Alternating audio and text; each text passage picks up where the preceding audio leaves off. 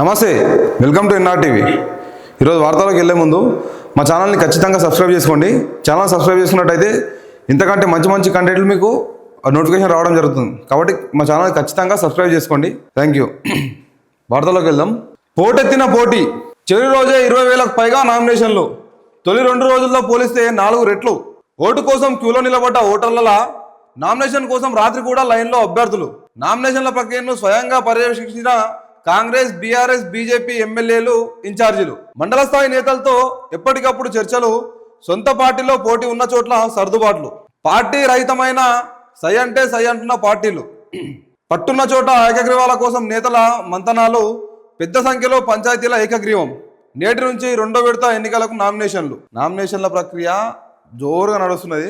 తెలంగాణ రాష్ట్రంలో మొత్తం అన్ని జిల్లాలల్లా మొదటి విడత నామినేషన్లు ఎక్కడైతే ఉన్నాయో అవన్నీ కూడా జోరుగా నడుస్తున్నాయి. మొత్తం ఊర్లలో మొత్తం హడావిడి. ప్రతి గ్రామ పంచాయతీలో ఒక్కొక్క దగ్గర అయితే పండుగ వాతావరణం కనిపిస్తూ ఉన్నది. ఏ ఊర్లో చూసినా మొత్తం జనాలు మొత్తం రోడ్ల మీదే ఉన్నారు. ఓటర్ కార్డు నుంచి నాయకుల దాకా ప్రతి ఒక్కరు రోడ్ల మీదే ఉన్నారు. అడ్డాల మీదే కావాలి కాస్తూ ఉన్నారు. బట్ జనాలకు మనం టచ్లో ఉండాలని చెప్పి ఒక్కొక్క దగ్గర నామినేషన్ల కోసం అయితే 100 మంది పోతున్నారు, జాతరలాగా. ఆ విధంగా కనిపిస్తూ ఉన్నది. మొత్తం తెలంగాణ రాష్ట్రంలో అన్ని జిల్లాలల్లో మొత్తం పండుగ వాతావరణం కనిపిస్తుంది నామినేషన్ టైంలోనే. పెద్ద సంఖ్యలో ఏకగ్రీవం. కొన్ని ఏరియాలలో ఏకగ్రీవం విషయంలో కూడా చాలామంది మొత్తం ఒకటే గ్రామం, ఆ గ్రామంలో మొత్తం ఒక పార్టీకి సంబంధించిన వాళ్ళే ఉన్నారు. ఏదో ఒక 25%, 10% వేరే పార్టీకి సంబంధించిన ఉన్నారు అనుకుంటే, ఆ పార్టీలలో మొత్తం, ఆ ఊర్లలో మొత్తం కూడా ఏకగ్రీవం కోసం ప్లాన్ చేస్తూ ఉన్నారు. ఒకటే సైడ్ ఒకటే వర్గం ఉన్న దగ్గర ఏకగ్రీవం కోసం పార్టీ చేస్తున్నారు. ఎందుకంటే ఒకటే వర్గంలో కూడా నేను నిలబడతా అని చెప్పేసి సై అంటే సై అని చెప్పి అంటూ ఉంటారు. అట్లా కాకుండా ఇద్దరిని, ఎవరైతే సీనియర్ నాయకులు ఉన్నారో, ఎమ్మెల్యే క్యాండిడేట్లు, ఎమ్మెల్యే అయిన వారు కానీ, ఎమ్మెల్యేగా నిలబడి ఓడిపోయిన వాళ్ళు కానీ, వాళ్ళందరూ మంతనాలు చేస్తూ ఉన్నారు. ఎందుకంటే పార్టీ నుంచి ఒకరే ఉండాలి. పార్టీలో మీరే కొట్లాడితే మళ్ళీ చీలికలు అయితే మనం ఓటమి చెందామని చెప్పేసి వాళ్ళు మంతనాలు చేస్తూ ఉన్నారు. ఏకగ్రీవం కోసం ప్రయత్నం చేస్తూ ఉన్నారు. ఒకటే వర్గం ఉన్న దగ్గర, ఒకటే వర్గం లేని దగ్గర ఖచ్చితంగా పోటీకి వెళ్తారు. ఆ పోటీ కూడా హోరాహోరీగా నడుస్తున్నది. మ్యాక్సిమం ఏ ఊర్లలో చూసుకున్నా పెద్ద ఎత్తున ఎక్కువ పార్టీ ఏది కనిపిస్తుంది అంటే కాంగ్రెస్, టీఆర్ఎస్కి మధ్యలోనే పోటీ. అందులోనూ సర్పంచ్కు ఏ పార్టీ క్యాడర్ ఉండదు. ఇట్ మీన్స్ పార్టీకి సంబంధించిన గుర్తులు ఉండవు. కాబట్టి ఎక్కడ తిరిగి పార్టీ వర్గం ఉంటుంది అంతే. పార్టీకి పనిచేసే నాయకులు, కార్యకర్తలు ఉంటారు కానీ పార్టీకి సింబల్ ఉండదు. దాంట్లో సర్పంచ్ పార్టీ సింబల్ ఉండదు. కాబట్టి ఇండిపెండెంట్గా ట్రై చేస్తున్నట్టే ప్రతి ఒక్కరు. పార్టీ తరపున నిలబడ్డ, పార్టీ క్యాడర్ పనిచేయడం కోసం మాత్రమే పార్టీ తరపున అంటారు. కానీ పార్టీకి సంబంధించిన ఏ కండువ కానీ, పార్టీకి సంబంధించిన లోగో కానీ మనకు ఉండదు. కాబట్టి ఖచ్చితంగా మేము గెలవాలంటే మేము గెలవాలి. ఆ వర్గంగా వెళ్ళవద్దు, మేము గెలవాలి. వాళ్ళు గెలవద్దు, మేము గెలవాలనే ఉద్దేశంతో పనిచేస్తారు. కాబట్టి అందరూ కూడా కలిసికట్టుగా పనిచేస్తారు. ఏకగ్రీవాలు కూడా పెద్ద ఎత్తున అవుతున్నాయి తెలంగాణ రాష్ట్రంలో. ఈసారి అయినన్ని ఏకగ్రీవాలు ఎప్పుడు కాలేదు. ఇంతకుముందు ఆల్రెడీ ఫైల్ తీసుకొని వచ్చారు ఈసీ దగ్గరికి, ఎలక్షన్ ఆఫీసర్ దగ్గరికి ఫైల్ ఏకగ్రీవం అని చెప్పేసి తీసుకొని వచ్చారు. చాలా గ్రామాలు, 4,700 గ్రామాలు ఏకగ్రీవమైనవి ఇప్పటికీ. అట్లా ఏడా చూసుకున్నా మొత్తం టోటల్గా ఓవరాల్ తెలంగాణలో ఏడా చూసుకున్నా కూడా ఏకగ్రీవాల పర్సంటేజ్ ఇంచుమించు 25% కనిపిస్తుంది. పోటీ పడుతున్న ప్రాంతాల కంటే ఏకగ్రీవ ప్రాంతాలు ఒక కలిసికట్టు కనిపిస్తూ ఉన్నాయి. పోటీ అనేది నిర్ణయిస్తుంది గెలుపోవటం అనేది. కానీ ఏకగ్రీవాలు అనేది ఫైనల్ అయిపోయినట్టు రిజల్ట్. రాష్ట్రంలో తొలి విడత ఎన్నికలు జరిగే గ్రామ పంచాయతీలకు నామినేషన్లు భారీగా దాఖలయ్యాయి. నామినేషన్లు స్వీకరణకు శనివారం చివరి రోజు కావడంతో అభ్యర్థులు పోటెత్తారు.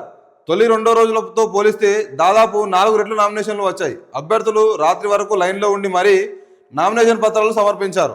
ఇది పోలింగ్ రోజు ఓటు వేసేందుకు ఓటర్లు సాయంత్రం 6 గంటల తర్వాత కూడా లైన్లో ఉన్న తీరును తలపిస్తుంది. నామినేషన్ల గడువు సాయంత్రం 5 గంటలతో ముగియగా ఆ లోపు నామినేషన్ కేంద్రాల లోపలికి వచ్చిన వారిని ఎంత ఆలస్యమైనా అనుమతించాలన్న నిబంధన ఉంది. దీంతో గడువు సమయం లోపు నామినేషన్ కేంద్రాల్లోకి వచ్చిన వారు రాత్రి వరకు లైన్లో ఉండడం పలు చోట్ల కనిపించింది.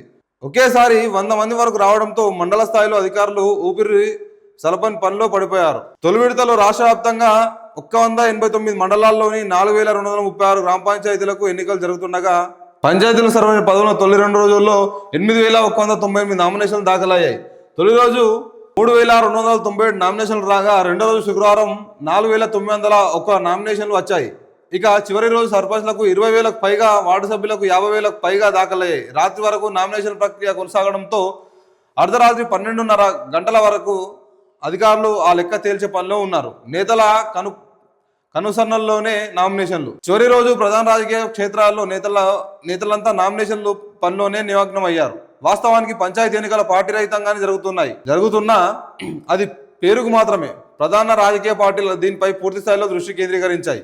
కాంగ్రెస్, బీఆర్ఎస్, బీజేపీ పార్టీల ఎమ్మెల్యేలు నియోజకవర్గ ఇన్ఛార్జు నామినేషన్ల ప్రక్రియను నిశితంగా పరిశీలించారు. మండల స్థాయి నేతలతో పాటు అవసరమైన చోట నేరుగా గ్రామస్థాయి నాయకులతోనూ మాట్లాడి తమ పార్టీ తరఫున సర్పంచ్ అభ్యర్థులుగా ఎవరు నామినేషన్లు వేయాలన్నది నిర్ణయించారు. ఎందుకంటే నేను ఒకటే పార్టీలో నేను అంటే నేనని చెప్పేసి గొడవ పడేవాళ్ళు కూడా ఉంటారు.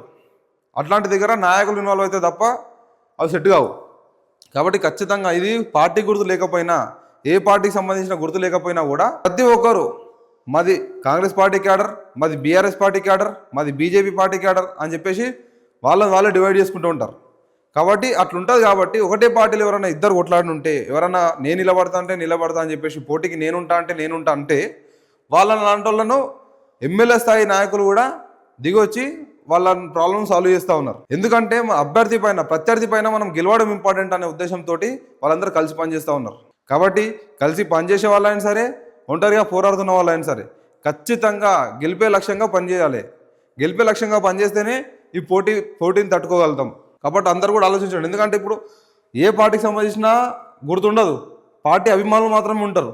ఆ పార్టీ తరపున ఎవరైతే నిలబడుతారో ఆయనను సపోర్ట్గా పెట్టుకొని మా మనిషి ఈయన అని చెప్పేసి సపోర్ట్ చేస్తూ ఉంటారు. ఆ రకంగానే ముందుకు పోతారు. ఏదేమైనా ఫస్ట్ విడత నామినేషన్లు అనేది అయిపోయింది. 11వ తారీఖు రోజు ఎలక్షన్. ఇంకా వాళ్ళకు ఇప్పటివరకు తెలంగాణ రాష్ట్రంలో ఏదైతే జరిగిన నామినేషన్లు, ఈ నామినేషన్లు అంతా కూడా మొదటి విడత నామినేషన్లు.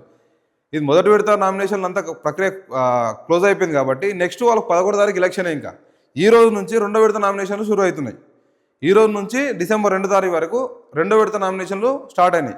ఇప్పటికే ఇంచుమించు ఎంత 20,000కు పైగా 4,900, 8,100, 3,200 అంటే ఇంచుమించు మనకు ఒక 30-35,000 నామినేషన్లు పడ్డాయి. ఏవి ఇప్పటివరకు 30-35,000 నామినేషన్లు పడ్డాయి ఒక్కొక్క దగ్గరని. కాబట్టి అట్లనే ఈ రెండో విడత నామినేషన్లు కూడా కంప్లీట్ అవుతాయి. ఏదేమైనా శాంతి భద్రత దృష్ట్యా అధికారులు కూడా దృష్టి పెట్టాలి. ఇట్లాంటి ఇబ్బందులు తలెత్తకుండా వాళ్ళు ఫోకస్గా నామినేషన్ ప్రక్రియ నుంచి ఎలక్షన్ వరకు అందరు పూర్తి స్థాయిలో వాళ్ళకి అందరికీ సపోర్ట్ చేయాలి. జనాలు కూడా వాళ్ళకి సపోర్ట్ చేయాలి, నాయకులు ప్లస్ వీళ్ళ అధికారులు కూడా మనకు సపోర్ట్ చేస్తారు. ఆ రకంగా ముందుకోవాలి. మరో వార్త చూసుకుందాం. రేపటి నుంచి సీఎం పట్టణ బాట. వారం రోజుల పాటు ప్రజల మధ్యనే. రోజుకో జిల్లాలో ముఖ్యమంత్రి పర్యటన, పలు అభివృద్ధి పనులను శంకుస్థాపన, పంచాయతీ ఎన్నికల కోడ్తో సిబ్బంది లేకుండా పట్టణాల్లో కార్యక్రమాలు. ముఖ్యమంత్రి రేవంత్ రెడ్డి సోమవారం డిసెంబర్ 1 నుంచి పట్టణ బాట పడుతున్నారు. 7వ తేదీ వరకు 7 రోజుల పాటు కేవలం పట్టణ ప్రాంతాల్లో కొనసాగే ఈ పర్యటనలో ఆయన పలు అభివృద్ధి కార్యక్రమాల్లో పాల్గొంటారు. తొలి రోజు ఉమ్మడి మహబూబ్ నగర్ జిల్లా. రేపటి నుంచి సీఎం పట్టణ బాట. ముక్తల్ మున్సిపాలిటీలో పర్యటిస్తున్న మధ్యాహ్నం 2 గంటల నుంచి 4 గంటల వరకు జరిగే ఈ పర్యటనలో పొదుపు సంఘాల మహిళలతో సమావేశం అవుతారు. 2వ తేదీన ఉమ్మడి ఖమ్మం జిల్లాలోని కొత్తగూడెం మున్సిపాలిటీలో పర్యటిస్తున్న అక్కడ Manmohan Singh earth science university భూమి పూజలో పాల్గొంటారు. అనంతరం విద్యార్థులు, పొదుపు మహిళలతో సమావేశం అవుతారు. 3వ తేదీన ఉమ్మడి కరీంనగర్ జిల్లా హుస్నాబాద్లో పర్యటిస్తారు. అక్కడ రూపాయలు 44 కోట్లతో ఇంజనీరింగ్ కళాశాల నిర్మాణంతో పాటు 491.17 కోట్లతో పలు అభివృద్ధి పనులను భూమి పూజ చేస్తారు. 4న ఆదిలాబాద్ జిల్లా కేంద్రంలో పర్యటిస్తారు. పట్టణ మౌలిక వసతుల కల్పన నిధి నుంచి 18.70 కోట్ల విలువ చేసే అభివృద్ధి పనులు ప్రారంభిస్తారు. 5వ తేదీన ఉమ్మడి వరంగల్ జిల్లా నర్సంపేట మున్సిపాలిటీలో పర్యటిస్తారు. రూపాయలు 200 కోట్లతో యంగ్ ఇండియా ఇంటిగ్రేటెడ్ పాఠశాల భవనానికి భూమి పూజతో పాటు సుమారు 637 కోట్ల విలువైన అభివృద్ధి పనులను శంకుస్థాపన చేస్తారు. 6వ తేదీన ఉమ్మడి నల్గొండ జిల్లా దేవరకొండలో పర్యటిస్తారు. 1,000 కోట్లతో చేపడుతున్న ఎద్దో జలాశయం ప్రధాన కాలువ పనులతో పాటు పలు అభివృద్ధి పనులను శంకుస్థాపన చేస్తారు. చివరిగా సిద్దిపేటలో పర్యటిస్తారు. రూపాయలు 78 కోట్ల అంచనాలతో నిర్మించనున్న జిల్లా జైలు భవనాన్ని నిర్మాణంతో పాటు 300 కోట్ల అభివృద్ధి పనులను భూమి పూజ చేస్తారు. కోర్టు పరిధిలోకి రాకుండా యాత్ర షెడ్యూల్. ఇప్పటికే రాష్ట్రంలో పంచాయతీ ఎన్నికల ప్రక్రియ మొదలైన నేపథ్యంలో ఎన్నికల ప్రవర్తన నియమావళి పరిధిలోకి రాకుండా ముఖ్యమంత్రి పర్యటన షెడ్యూల్ అధికారులు ఖరారు చేశారు. కొన్ని పట్టణాల అభివృద్ధి పనులు పంచాయతీల పరిధిలోకి కూడా వస్తుండటంతో ఎన్నికల కోడ్ పరిధిలోకి వస్తాయని అనుమానంతో ఉన్న వాటన్నిటిని ముఖ్యమంత్రి శంకుస్థాపన షెడ్యూల్ నుంచి తొలగించారు. కేవలం పట్టణ ప్రాంతంలో చేపట్టే అభివృద్ధి పనులకి భూమి పూజ చేసేలా పర్యటన ఖరారు చేశారు. ముఖ్యమంత్రి గారి పర్యటన కూడా రకమైన ఎలక్షన్ గురించి అనే చెప్పుకోవచ్చు. ఖచ్చితంగా ఎలక్షన్ గురించే. ఎందుకంటే ఇంత హడావిడిగా ఉరికి అయితే డెవలప్మెంట్ పనులు చేసేటైతే ఏం లేదు. ఇలా అట్లా చేయాలనుకుంటే 2 సంవత్సరాల కాల వ్యవధి అయిపోయింది కాంగ్రెస్ ప్రభుత్వం అధికారంలోకి వచ్చి. అప్పటి నుంచి చేయాల్సింది. కానీ ఈ ఉరుకులాట అంతా కూడా సీఎం గారిది కూడా ఒక లోకల్ బాడీ ఎలక్షన్స్ గురించే. ఈ కోట్లు పెట్టి ఇప్పుడు ఈ డెవలప్మెంట్ పనులు అయితే అనౌన్స్ చేస్తున్నారో ఇది పూర్తయితేనే చూద్దాం. పూర్తయినట్టు. లోకల్ బాడీ ఎలక్షన్సే లక్ష్యంగా పనిచేస్తే అదైతే ముంగట వాడదు. అదైతే క్లారిటీ ఉంది. మరోవారు చూస్తున్నాం. నిబంధనలు పాటించని స్లీపర్ బస్సులను పక్కన పెట్టండి. అన్ని రాష్ట్రాల సిఎస్లకు ఎన్హెచ్ఆర్సీ ఆదేశాలు. వరుస బస్సు ప్రమాదాలపై కమిషన్ ఆందోళన. మానవ హక్కుల రక్షణ చట్టం కింద విచారణ. ఈ నిబంధనలు పాటించని ఏదైతే బస్సులు ఉంటాయో, ఏదైనా సరే అది స్లీపర్ బస్ అయినా, ఆర్టీసీ బస్ అయినా, ఇంకో బస్ అయినా, ఏదైనా సరే జనాలకు ప్రాణముప్పే. అది ప్రైవేటు ఏజెన్సీలు అయితే బస్సులు ఉన్నాయో, ప్రైవేట్ ట్రాన్స్పోర్ట్కి సంబంధించిన అయితే బస్సులు ఉన్నాయో అవి అయితే మరీ ఘోరం. వాడైతే బుయ్యిన 150 స్పీడ్లో పోతాడు. వాడు పక్క నుంచి బైక్ పోతే బైక్ షేక్ కావాలి, ఇట్లా అంత స్పీడ్ పోతున్నాడు. వానికి కంట్రోల్, వానికి ఏ టోల్ ట్యాక్స్ పడతలేదా, లేకపోతే ఎక్కడ కూడా వానికి ఫైన్లు పడతలేవా, ఇంకేమైతే లేవా తెలుస్తలేదు. కానీ వాడు మాత్రం ప్రైవేట్ ట్రాన్స్పోర్ట్ వాడు మామూలు నూకడు. వాడు మన స్పీడును ఎవరు తట్టుకోలేడు. ఇక కార్లు కూడా ఫేస్ చేయలేవు అని అంత స్పీడ్ పోతున్నాడు వాడు. అంత స్పీడ్ పోయిన క్రమంలో ఆ బస్సు మెయింటెనెన్స్ సరిగా లేకపోతే, బ్రేకులు సరిగా రాకపోతే, ఏమైనా ప్రాబ్లం అయితే, లైట్ లేవా, ఇట్లాంటి మొత్తం ప్రైవేట్ ట్రాన్స్పోర్ట్ మొత్తం నడిచేది మొత్తం నైట్లోనే. లాంగ్ జర్నీలు మొత్తం నడిచేది రాత్రిలలోనే. ఆ రాత్రి టైంలలో వీడు ఇంత ఓవర్ స్పీడ్ పోవడం వల్ల ఆ బ్రేకులు రాకపోవడమో, లైట్లు పోవడమో, ఇంకోటి అయితే పరిస్థితి ఏంది? బైపాస్లలో ఎవడో అడ్డం వస్తూ ఉంటాడు బైక్లతోటి. సడన్గా కంట్రోల్ కాకపోతే పరిస్థితి ఏంది? వాళ్ళకందరికీ ఒక స్పీడ్ లిమిట్ అనేది తప్పనిసరి చేసి, ఒకవేళ వాళ్ళు స్పీడ్ పోతున్నట్టు అయితే వాళ్ళకు లక్షల ఫైన్లు వేయండి, వేలలో కాదు. ఎందుకంటే వేలాలు వేస్తేనే వాళ్ళకు ఇట్లా అయిపోతున్నది. ఇట్లా కాకుండా లక్షల ఫైన్లు వేసి ఇంకొకసారి స్పీడ్ పోవాలంటే వాడు భయపడాలి. అట్లా పోవాలి. ఇంకొక 3 ట్రిప్పులు కొట్టే 2 ట్రిప్పులు కొట్టండి. కానీ జనాల ప్రాణాలు మీకు తెస్తున్నారు కదా వీళ్ళంతా. కాబట్టి వీళ్ళ ఏవైతే నిబంధనలు పాటించారో, ప్రతి నిబంధన ఏదైనా సరే, అది ఓవర్ స్పీడ్ అయినా సరే, ఓవర్లోడ్ అయినా సరే, ఇట్లా ప్రతి ఒక్కటి ఏ నిబంధన పాటించకపోయినా లక్షల ఫైన్లు వేయండి. అట్లా వేస్తేనే వాళ్ళు సెట్ అవుతారు. వాళ్ళు సెట్ అయితే వ్యవస్థ కూడా సెట్ అయిపోతుంది ఆటోమేటిక్గా. లేకపోతే అమాయకుల ప్రాణాలు మొత్తం గాల్లే కలిసిపోతాయి. వీళ్ళ నిబంధనలు ఖచ్చితంగా చేయాలి. అది పాటించకపోతే మూసుకొని ఇంట్లో కూర్చోమని చెప్పాలి. అంతేగాని తీసుకొచ్చి మాత్రం జనాలను రోడ్ల మీద పడేయద్దు.